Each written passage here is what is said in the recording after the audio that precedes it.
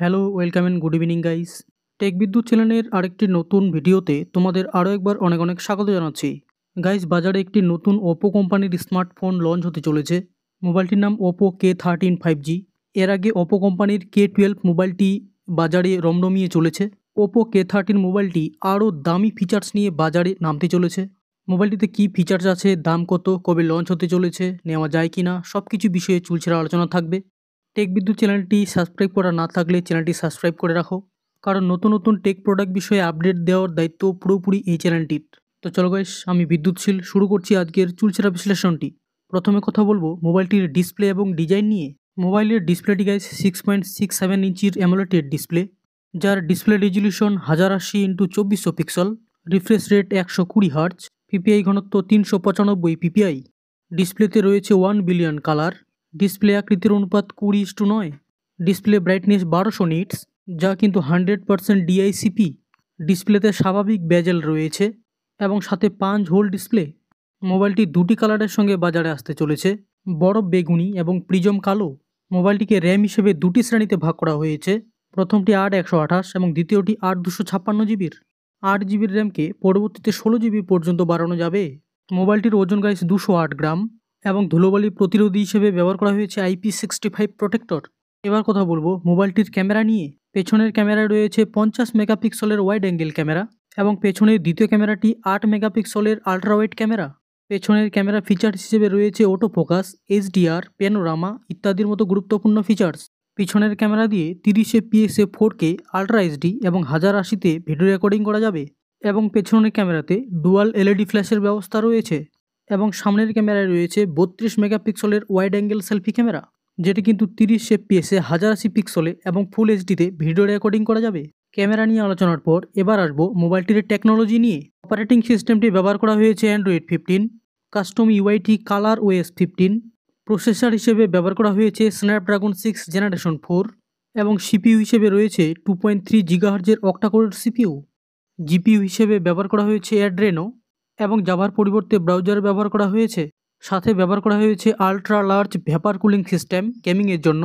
মোবাইলটির connectivity হিসেবে রয়েছে 5G VoLTE, সাথে 3G এবং 4G কানেকশনও পাওয়া যাবে।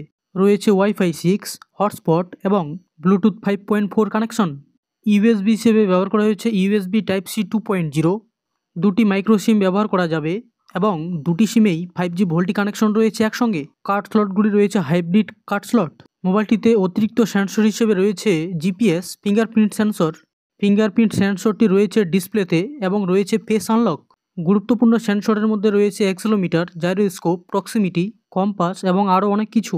3.5mm এর হেডফোন জ্যাক ব্যবহার করা হয়নি। সাথে রয়েছে এনএফসির মতো গুরুত্বপূর্ণ ফিচার্স। মোবাইলটির প্রসেসর আন্তর্জাতিক স্কোর বের করে দিচ্ছে 7.9 লাখেরও বেশি, যা কিন্তু গেমের সময় অনেক পাওয়ার সেভিং হবে এবং ব্যাটারি খরচও কম হবে। গাইস, এই মোবাইলটির মধ্যে আকর্ষণীয় কিন্তু গাইস মোবাইলটির ব্যাটারি নিয়ে একটু পরে আসবো। তার আগে মোবাইলটির স্পিকার হিসেবে ব্যবহার করা হয়েছে গাইস ডুয়েল স্টেরিও স্পিকার, যেটির একটি রয়েছে সবার নিচে এবং একটি রয়েছে সবার উপরে। মোবাইলটিতে FM রেডিও নেই, বাকি সব কিছু মাল্টিমিডিয়া রয়েছে। সবশেষে এবার আলোচনা করবো গাইস মোবাইলটির ব্যাটারি নিয়ে। মোবাইলটিতে গাইস হিউজ পরিমাণে ব্যাটারি ব্যবহৃত হয়েছে। ব্যাটারিটি কিন্তু গাইস মোবাইলটির আকর্ষণ। আপাতত কোনো কোম্পানি গাইস এই মোবাইলটির মতো ব্যাটারি দেয়নি আজ পর্যন্ত। সেটি হলো গাইস মোবাইলটিতে 7000 mAh এর high performance lithium polonium ion battery ব্যবহৃত হয়েছে, যা কিন্তু ব্যাটারিটি 5 বছর ধরে একই রকম পারফরমেন্স দেবে। সাথে ব্যবহার হয়েছে গাইস 80 ওয়াটের সুপার ভোগ চার্জিং, যা কিন্তু গাইস দুর্দান্ত অসম।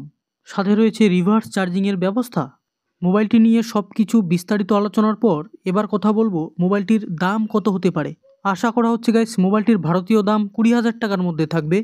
বাংলাদেশে এই মোবাইলটির দাম হতে চলেছে 20,000 টাকা। এবার কথা বলবো গাইস এই রেঞ্জের মধ্যে মোবাইলটিতে কী কী ফিচার্স রয়েছে। মোবাইলটির অপারেটিং সিস্টেমটি ভালো ব্যবহার করেছে। মোবাইলটির থিকনেস পাতলা হতে চলেছে। মোবাইলের ডিসপ্লেটি অ্যামোলেড ব্যবহার করেছে, অর্থাৎ ভালো স্ক্রিন বলা যায়।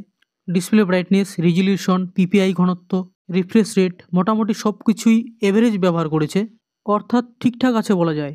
পিছনের ক্যামেরা 50+8 মেগাপিক্সেল এবং 4K ভিডিও রেকর্ডিং করা যাবে।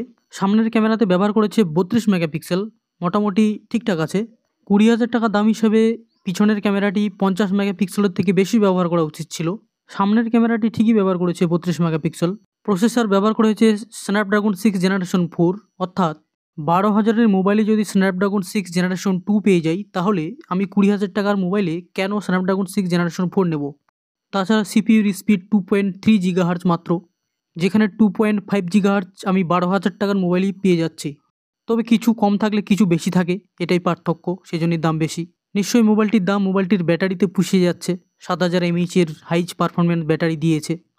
কিন্তু গাইস, যদি আমি 14 থেকে 15,000 টাকার মধ্যেই অ্যামোলেড স্ক্রিন এবং 6,000 mAh-এর ব্যাটারি পেয়ে যাই, তাহলে আমি বাকি আরও 6,000 টাকা বেশি দিয়ে কেনই বা 7,000 mAh-এর ব্যাটারি নিতে যাব? গাইস, যারা মোবাইলটির ব্যাটারি এবং ডিসপ্লের উপর বিশেষত্ব দিয়ে মোবাইল কিনতে চাইছো, তাদের জন্য মোবাইলটি বেটার। স্ন্যাপড্রাগন চিপসেট ব্যবহার করেছে ভালো, কিন্তু স্পিড একটু কম হবে। গেম চলবে, কোনো অসুবিধা হবে না। চাইলে তোমরা মোবাইলটির দিকে যেতে পারো, ডেসক্রিপশন বক্সে লিঙ্ক দেওয়া থাকবে, তোমরা চেক আউট করে নেবে। আজকে এ পর্যন্তই। ভিডিওটি ভালো লাগলে বন্ধুদের কাছে শেয়ার করে দেবে এবং একটি লাইক করে দেবে। আজকে এ পর্যন্তই, দেখা হচ্ছে এরপরের কোনো টেক প্রোডাক্ট নিয়ে চুলছেড়া আলোচনাতে। ততক্ষণে tata, bye bye, take care, Jai Hind এবং ভারত মাতা কি জয়।